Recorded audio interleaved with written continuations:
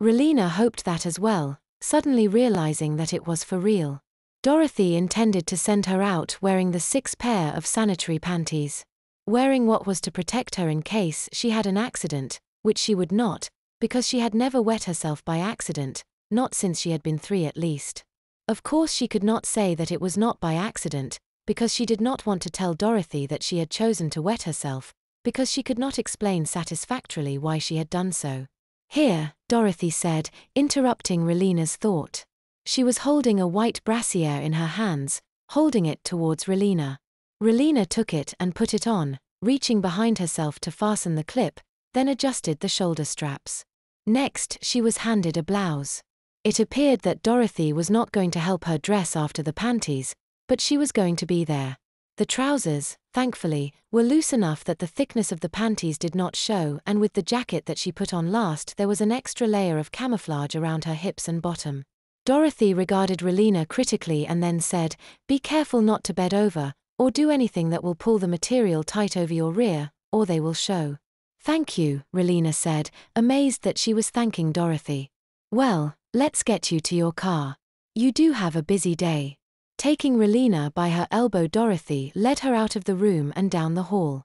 Soon after, Relina was placed into the backseat of a taxi, on her way to a meeting with a large number of very powerful people. And she was going to be doing it while wearing 6 pairs of panties. Sitting in the back seat of the taxi, she was made quite aware of the padding under her bottom. The morning meetings passed slowly, as they always did. Relina was always trying to keep the peace, doing her best to find some common ground between people that felt they were on complete ends of the political spectrum. It was hard work, but work she enjoyed. She also forgot what she was wearing under her slacks. Then she would shift about on her chair, or try to close her legs, and the thick padding would make itself obvious. It was all she could do not to blush at those times, or lose her concentration. When the meetings finally ended, with the midday break ahead of her, Relina wondered what she was going to do.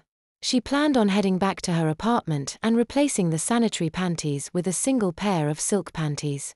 And she would have, except for Dorothy was waiting for her at the doors of the Colony Administration Building. "Want to go for lunch?" Dorothy asked, smiling, in her most friendly aspect.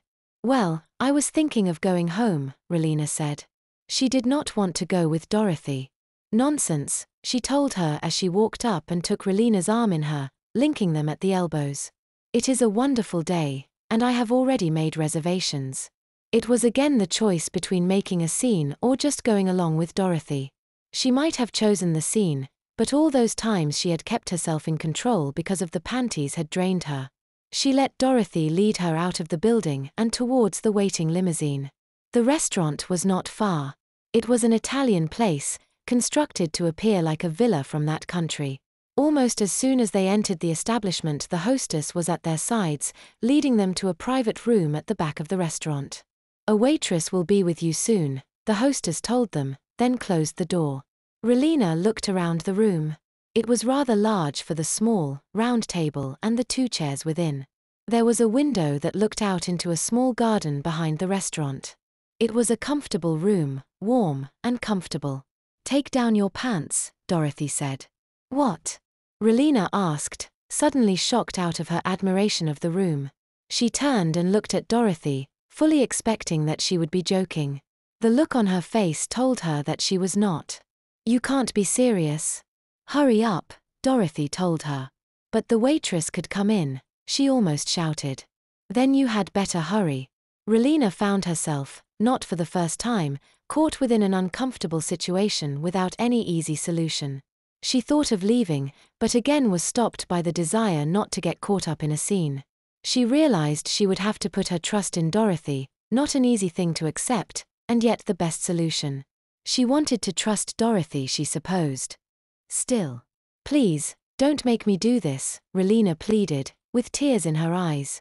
"Stop being silly," Dorothy said, as if she were talking to a child. Relina released the trousers and let them fall to around her ankles. She was standing out of view of the window, but were anyone to enter they would see her. Dorothy walked up, moving between Relina and the door, which relieved Relina somewhat. She knelt down and took the pants from around Relina's ankles and then reached up and pulled the first pair of panties down Relina's legs. Once they were off, she examined them. Relina realized she was looking for evidence of wetting. She blushed slightly at that, and would have told Dorothy that she had not wet herself. Would that not have been so embarrassing?